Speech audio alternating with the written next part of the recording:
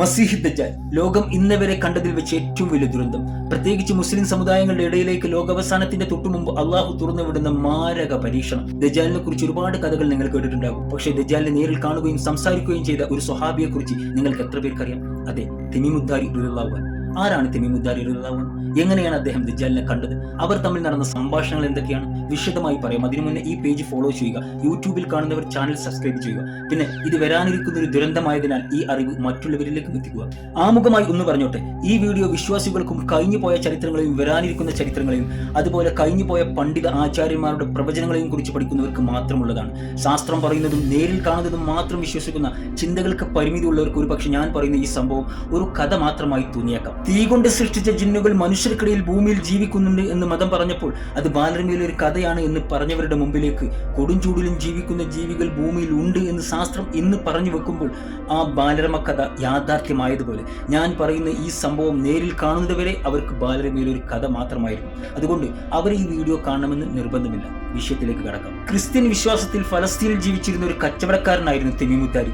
അദ്ദേഹത്തിന് ഇസ്ലാം സ്വീകരിക്കണമെന്ന് തോന്നി അദ്ദേഹം മദീനയിലേക്ക് പോയി. അള്ളാഹുവിന്റെ റസൂലിന്റെ അരികിലെത്തി അദ്ദേഹം ഇസ്ലാം സ്വീകരിച്ചു. അപ്പോഴാണ് അദ്ദേഹത്തിന് മുമ്പ് നടന്ന ഒരു ദുരനുഭവം അള്ളാഹുവിന്റെ റസൂലുമായി പങ്കുവച്ചത്. മറ്റൊന്നുമല്ല, ഈ ദജ്ജാലിനെ കണ്ട കഥയാണ്. തമീമുദ്ദാരിയും 30 അംഗ സംഘങ്ങളും കച്ചവട ആവശ്യത്തിന് വേണ്ടി ഒരു ചെറിയ കപ്പലിൽ കടലിലൂടെ യാത്ര ചെയ്യുകയായിരുന്നു. അപ്പോഴാണ് അപ്രതീക്ഷിതമായി വന്ന കൊടുങ്കാറ്റിലും കടൽക്ഷോഭത്തിലും അവരുടെ കപ്പലിന്റെ നിയന്ത്രണം പൂർണ്ണമായി നഷ്ടപ്പെട്ടത്. ദിവസങ്ങളോളം നടുക്കടലിൽ അലഞ്ഞു തിരിഞ്ഞ കപ്പൽ അവസാനം ചെന്നെത്തിയത് ഒരു അജ്ഞാതമായ ദ്വീപിൽ. രക്ഷപ്പെടാൻ എന്തെങ്കിലും മാർഗമുണ്ടോ എന്ന് അന്വേഷിച്ച് അവർ ആ ദ്വീപിലൂടെ നടന്നു പോയപ്പോഴാണ് അതിഭയാനകരമായ ഒരു ജീവിയെ കണ്ടുമുട്ടിയത്. മുൻഭാഗം ഏതാണ് പിൻഭാഗം ഏതാണ് എന്ന് തിരിച്ചറിയാത്ത രീതിയിൽ മുടി നീട്ടി വളർത്തിയ ഒരു അജ്ഞാത ജീവി. ആ ജീവി ഇവരുടെ അടുത്തേക്ക് വന്ന് സ്വയം പരിചയപ്പെടുത്തി. ഞാൻ ജസ്സാസ, അതായത് വിവരങ്ങൾ ചൂട്ടുന്നവൻ എന്നാണ് അർത്ഥം. എന്നിട്ട് പറഞ്ഞു, നിങ്ങൾ ആശ്രമത്തിലേക്ക് ചെല്ലുക, അവിടെ നിങ്ങളെ കാത്തൊരു ആളിരിപ്പുണ്ട്. തമീമുദ്ദാരിയും കൂട്ടരും ആകാംക്ഷയോടെ ആശ്രമത്തിലെത്തി. അവിടെ കണ്ട കാഴ്ച ഇതിലും ഭയാനകരമായിരുന്നു. കൈകാലുകൾ ചങ്ങലകളാൽ ബന്ധിക്കപ്പെട്ട ഭീമാകാരനായ, കണ്ടാൽ പേടിപ്പെടുത്തുന്ന ഒരു മനുഷ്യപിശാച്. ഇവരെ കണ്ട ആ ഭീകരജീവി ഇവരോട് ചോദിച്ചു, നിങ്ങൾ ആരാണ്, എവിടെ നിന്ന് വരുന്നു? തമീമുദ്ദാരി മറുപടി പറഞ്ഞു, ഞങ്ങൾ അറബികളാണ്, ഫലസ്തീനിൽ നിന്ന് വരുന്നു. ഇത് കേട്ട ആ ഭീകരജീവിയുടെ അടുത്ത ചോദ്യം, ബൈസാനിലെ ഈത്തപ്പനത്തോട്ടങ്ങളുടെ അവസ്ഥ എന്താണ്? ഫലപുഷ്ടമാണ്. അതായത് ഫലസ്തീനിലെ ഈത്തപ്പനത്തോട്ടങ്ങൾ തിങ്ങി നിറഞ്ഞ ഒരു ഗ്രാമമാണ് ബൈസാൻ. ഉടൻ തന്നെ തമീമുദ്ദാരി മറുപടി പറഞ്ഞു, അതെ, ബൈസാനിലെ ഈത്തപ്പനത്തോട്ടങ്ങൾ നന്നായി വിളയുന്നുണ്ട്.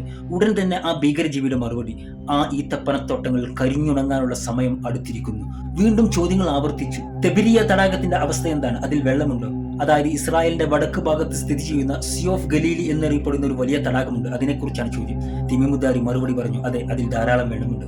ഉടൻ തന്നെ ആ ഭീകര മനുഷ്യൻ പറയുകയാണ്, അതിലെ വെള്ളങ്ങളെല്ലാം വറ്റി വരണ്ടു പോകാനുള്ള സമയം അടുത്തിരിക്കുന്നു. വീണ്ടും ചോദ്യങ്ങൾ ആവർത്തിച്ചു.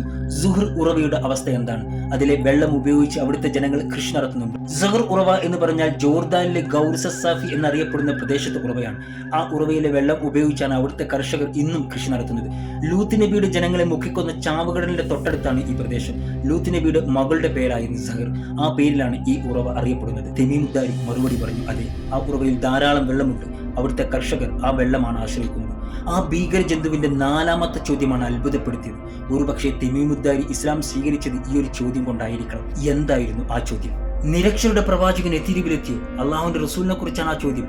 അള്ളാഹുന്റെ റസൂൽ മദീനത്തെത്തിയോ എന്നാണ് അന്വേഷിക്കുന്നത്. അത്ഭുത പരതന്ത്രനായ തമീമുദ്ദാരി ഉത്തരം പറഞ്ഞു, അതെ, അദ്ദേഹം മക്കയിൽ നിന്ന് മദീനത്തെത്തിയിരിക്കുന്നു. ഇത് കേട്ട ആ ഭീകര മനുഷ്യന്റെ അടുത്ത ചോദ്യം, അവിടുത്തെ അറബികൾ അദ്ദേഹവുമായി യുദ്ധത്തിൽ ഏർപ്പെട്ടിരുന്നു. വീണ്ടും അത്ഭുതപ്പെട്ട തമീമുദ്ദാരി ഉത്തരം പറഞ്ഞു, അതെ, അവിടുത്തെ അറബികൾ അദ്ദേഹത്തോട് യുദ്ധം ചെയ്യുകയും ആ യുദ്ധത്തിൽ അദ്ദേഹം വിജയിക്കുകയും അവിടുത്തെ ജനങ്ങൾ അദ്ദേഹത്തിൽ അധീനമാവുകയും വിശ്വസിക്കുകയും ചെയ്തിരിക്കുന്നു. ഇത് കേട്ട ആ ഭീകര മനുഷ്യനൊരു മറുപടിയും, അദ്ദേഹത്തെ അനുസരിക്കുന്നതാണ് അവർക്ക് ഏറ്റവും നല്ലത്. എന്നിട്ട് സ്വയം പരിചയപ്പെടുത്തുകയാണ്, ഞാനാണ് മസീഹ് ദജ്ജാൽ. എന്നിട്ട് അട്ടഹസിച്ചിട്ട് പറയുകയാണ്, എന്റെ മോചനത്തിനുള്ള സമയം അടുത്തിരിക്കുന്നു. ഈ ഒരു ദുരനുഭവമാണ് തമീമുദ്ദാരി അള്ളാഹുന്റെ റസൂലുമായി പങ്കുവച്ചത്. ഇത് കേട്ടപാട് അള്ളാഹുന്റെ റസൂൽ സഹാബത്തിന് മുഴുവൻ മസ്ജിദിലേക്ക് വിളിച്ചു. എന്നിട്ട് മിമ്പറിൽ കയറി എന്ന് പറഞ്ഞു, കുറച്ച് മാസങ്ങൾക്ക് മുമ്പ് ഞാൻ ദജ്ജാലിനെ കുറിച്ച് നിങ്ങൾക്ക് പറഞ്ഞു തന്നില്ലായിരുന്നു?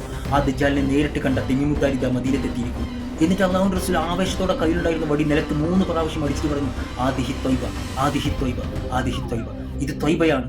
ഇവിടെ അവന് പ്രവേശനമില്ല. ഇവിടെ ദജ്ജാൽ കടക്കുകയില്ല. അതെ, മക്കയിലും മദീനയിലും അവൻ കടക്കില്ല. അവിടെ അതിക്രമിച്ച് കടക്കാൻ ശ്രമിച്ചാലും ഊരിപ്പിടിച്ച വാളുകൊണ്ട് മലക്കുകൾ അവനെ തടഞ്ഞു വെക്കുമെന്ന് അള്ളാഹുന്റെ റസൂൽ പറഞ്ഞിട്ടുണ്ട്. തമീമുദ്ദാരി അള്ളാഹുന്റെ റസൂലിനോട് ഈ കഥ പറയുന്നതിന്റെ മാസങ്ങൾക്ക് മുമ്പ് വഹയിന്റെ അടിസ്ഥാനത്തിൽ അള്ളാഹുന്റെ റസൂൽ ദജ്ജാലിനെ കുറിച്ചുള്ള വിശദമായിട്ടുള്ള ഡീറ്റെയിൽ അവിടുത്തെ സഹാബത്തിന് കൊടുത്തിരുന്നു. അന്ന് മറ്റൊരു സംഭവം കൂടി നടന്നു. അതായത് ദജ്ജാലിനെ കുറിച്ച് വിശദമായി കേട്ട ചില സഹാബത്തിന് ഇശാ നമസ്കാരത്തിനും സുബൈ നമസ്കാരത്തിനും മസ്ജിദിൽ വരാൻ പേടിയായിരുന്നു.